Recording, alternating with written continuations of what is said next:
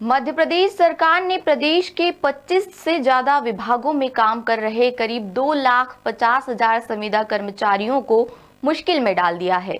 अब इनके ऊपर एग्जाम का डबल प्रेशर है। सरकार ने इनके लिए 20% आरक्षण तो रखा है, लेकिन एक शर्त भी रख दी है कि अगर मिनिमम मार्क्स नहीं लाए तो इनके पद फ्रेशर्स को दे दिए जाएंगे।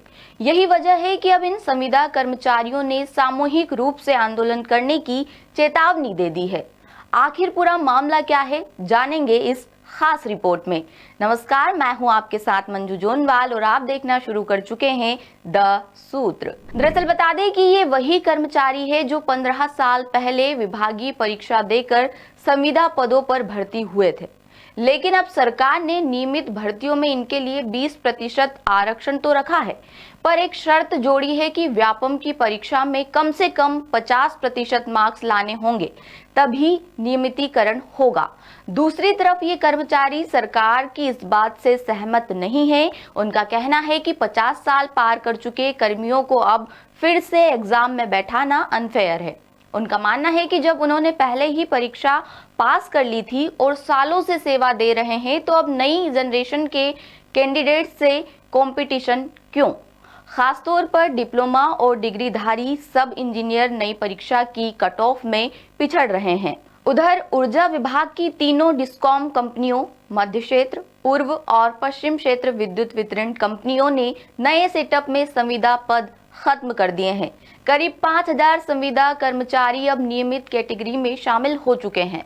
ऐसे में कर्मचारियों की मांग है कि उन्हें भी बिना परीक्षा सीधे नियमित किया जाए, क्योंकि संविदा पदों का एक्सिस्टेंस अब विभाग में बचा ही नहीं है। बताया जा रहा है कि प्रदेश के पंचायत और ग्रामीण विकास विभाग समेत कई विभागों में काम कर रहे करीब 6,000 संविदा कर्मचारियों को पिछले 4 महीनों से सैलरी नहीं मिली है। ये वे कर्मचारी हैं जो MNREGA, watershed mission, NRLM, social audit और स्वच्छ भारत मिशन जैसी केंद्र प्रवर्तित यानी सेंट्रली स्पॉन्सर्ड योजनाओं में काम कर रहे हैं और सैलरी न मिलने की वजह विभाग में लागू किया गया नया स्पर्श सॉफ्टवेयर है।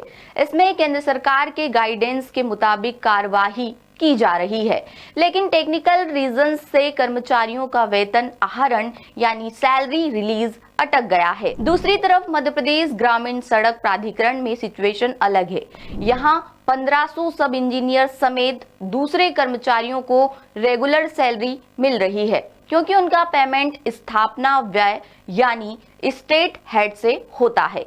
इस फंड में केंद्र का कोई अंश नहीं होने के कारण पेमेंट प्रोसेस अफेक्टेड नहीं हुई है। वहीं इन सब के बीच अब खबर ये भी सामने आ रही है कि 15 नवंबर को मध्य प्रदेश संविदा संयुक्त संघर्ष मंच के तत्वाधान में 24 योजनाओं परियोजनाओं के संविदा कर्मचारी सामूहिक रूप से प्रदेश स्तरीय धरना प्रदर्शन करेंगे। अब ऐसे में देखना होगा सरकार इन कर्मचारियों की मांगे पूरी करती है या नहीं। आगे इस मामले में जो भी अपडेट सामने आएंगे हम आप तक लेकर आएंगे। आप देखते रहिए द सूत्र। लेटेस्ट, इन्वेस्टिगेटिव और इन डेप्थ खबरें देखने के लिए ज्वाइन कीजिए द सूत्र का व्हाट्सएप चैनल, सब्सक्राइब कीजिए यूट्यूब चैनल, लाइक कीजिए फेसबुक पेज और पढ़ते रहिए www.daसूत्र.com।